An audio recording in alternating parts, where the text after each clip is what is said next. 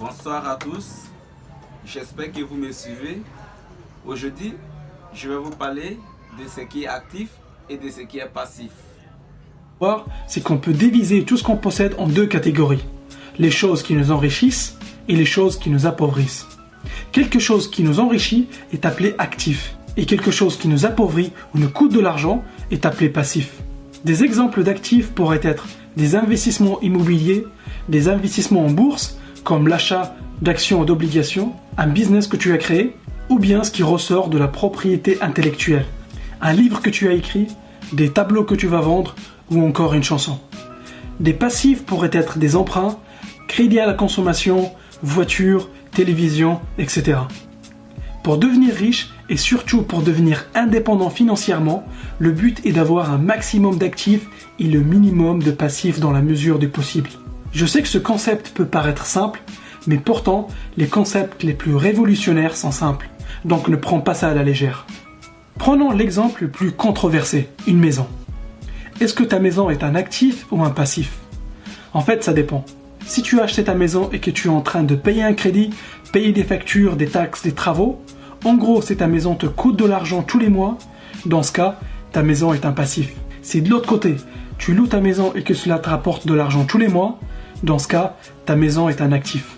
Regarde, une fois que tu as compris comment gagner 1 euro, devenir millionnaire devient facile. Tu as juste à répéter la même chose 1 million de fois. Imaginons que tu gagnes 10 euros par heure. Tu dois travailler 100 millions d'heures pour devenir milliardaire. Mais qui a 100 millions d'heures dans sa vie? Personne. Donc, quand tu travailles pour gagner de l'argent, quand tu échanges ton temps contre de l'argent, on appelle ça des revenus actifs. Si tu comptes sur tes revenus actifs pour t'enrichir, il te faudra plusieurs vies avant de te rapprocher du milliard. Mis à part si tu es un joueur de NBA ou une star de Hollywood qui gagne des centaines de millions de dollars par an. Et encore, même pour ces personnes-là, il est très dur de se rapprocher du milliard. De l'autre côté, il y a des revenus qu'on appelle des revenus passifs. Dans ce cas, c'est l'argent qui travaille pour toi. L'argent travaille pour toi 24 heures sur 24, 7 jours sur 7 et même quand tu dors. Reprenons l'exemple de l'investissement immobilier. Si tu as acheté un appartement à crédit et que les crédits plus toutes les charges te coûtent 500 euros par mois et que tu loues l'appartement à des locataires pour 700 euros par mois, dans ce cas, tu gagnes 200 euros de revenus passifs tous les mois. Les sources de revenus passifs, une fois mises en place, ne demandent plus d'efforts ou un minimum de maintenance. Et elles génèrent de l'argent automatiquement. Par exemple, une fois que tu as investi en bourse et que les actions ont pris de la valeur, c'est de l'argent qui rentre sans plus besoin d'intervention de ta part. Il suffit de répéter ce que tu as fait pour gagner plus. Tes revenus ne dépendent donc plus de ton temps. Si on reprend l'exemple de l'appartement qui te rapporte 200 euros par mois, et si tu en loues 10, cela va te générer 2000 euros par mois. À ce stade, ce business va demander plus d'efforts en termes de nettoyage, gestion des clés si tu fais de la location saisonnière, gestion des invités, etc. Donc, tu pourrais externaliser ces tâches à une tierce personne en lui reversant une partie de tes revenus. Tu auras donc créé un business profitable et généré des emplois en même temps. Robert Kiyosaki insiste beaucoup sur l'éducation financière et sur le fait que le système éducatif ne nous apprend rien sur ce sujet. Nous n'apprenons pas à l'école comment générer de l'argent ou comment le garder tout simplement. L'idée de l'indépendance financière n'est jamais citée dans aucun livre scolaire. Le système éducatif nous prépare à devenir des bons salariés qui travailleront toute leur vie pour profiter d'une retraite au bout de 40 ans de cotisation. Robert Kiyosaki n'est pas un grand fan de ce schéma de vie et il appelle ça la rat race. Le but de son livre est d'aider un maximum de personnes à s'en échapper et devenir indépendants financièrement et faire ce qu'ils aiment vraiment dans leur vie. Au lieu de passer 8 heures par jour dans un bureau à effectuer des tâches qu'ils n'aiment pas durant 40 ans de leur vie. Il parle aussi du piège, faire des études, trouver un travail, s'endetter sur 30 ans pour payer la maison, la voiture et la grande télé et donc se sentir obligé de continuer à travailler pour rembourser la dette.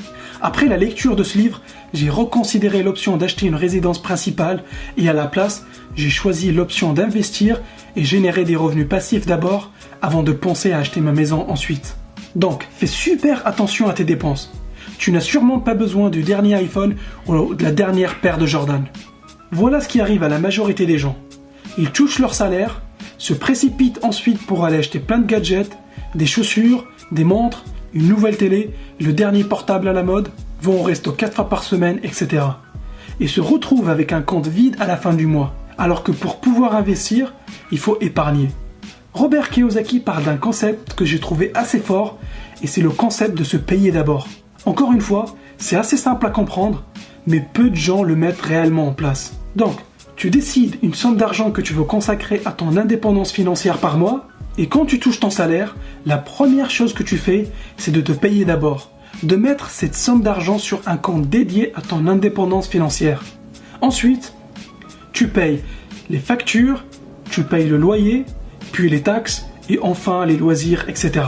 Si tu lis ce livre, tu vas apprendre beaucoup plus de choses que ce que je viens de partager ici.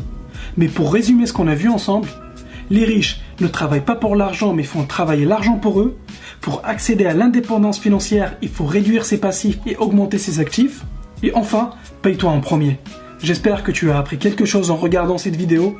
Dis-moi ce que tu en penses dans les commentaires. Et si tu connais quelqu'un qui galère dans un travail qu'il n'aime pas, si tu veux l'aider à s'échapper. Merci pour tous vos soutiens. Abonnez-vous et n'oubliez pas de partager et de liker. Merci, à bientôt.